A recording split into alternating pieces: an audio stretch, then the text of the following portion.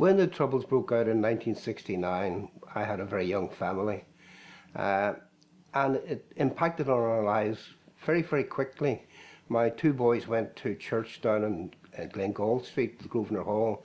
They were at the BB there, they were at the youth club, and the number of times when I had to come out to sort of pick them up because of bomb scares and so on. So you became very aware of that. Going into the centre of Belfast was a very, very dangerous occupation because of the no warning car bombs. And in fact, my wife and I were very, very lucky. We were on a shopping spree, and after it decided to go for a coffee in the Abercorn restaurant, and had only left the Abercorn 15-20 minutes when it was blowing up and people were killed. And I thought, how can I possibly respond to this? And initially I responded through poetry, which was the easier way for me to confront it, putting down what I thought. And then I said, how could I do this visually? Is there any way that I could do this visually? So I just started to do straightforward drawings of bombed buildings, barricades, masked gunmen, sort of collecting information. But what I realized was that these were reportage. They didn't give any indication of what I felt about it. And I thought, how could I comment? And it wasn't really until 1975 that I came across the image of a ventriloquist doll. We had bought a ventriloquist doll for my son David when he was about 7 or 8, and he had got a bit bored with him. And I took him into my studio, and I had actually started putting him into paintings of mine.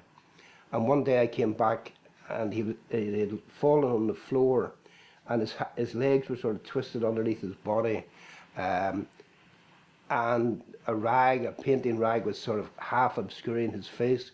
And he looked so much like an assassination victim that I'd seen on the UTV news that night that I immediately did a drawing of him. And as soon as I did that, it gave me a way in to commenting on the hypocrisy and the bigotry, trying to find a poetic language rather than just sort of depicting what was happening, because I thought the media was extremely good in showing what was happening, but I was a wee bit more concerned about how did we get into this situation? What is there in the Ulster psyche that makes us behave like this?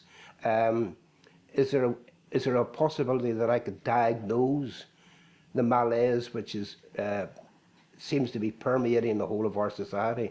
And also I was teaching at that time in Ashfield Boys School, and was very, very aware of how many of our young pupils were ending up in the paramilitaries.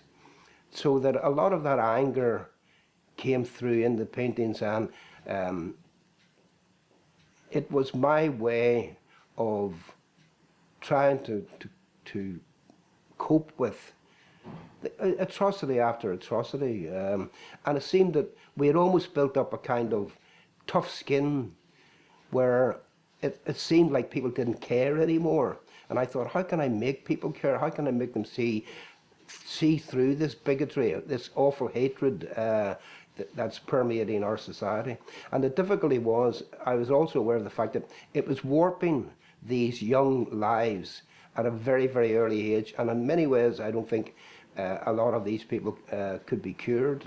They were so manipulated by the paramilitaries in those days to get involved, and many of them, of course, ended up serving long prison sentences.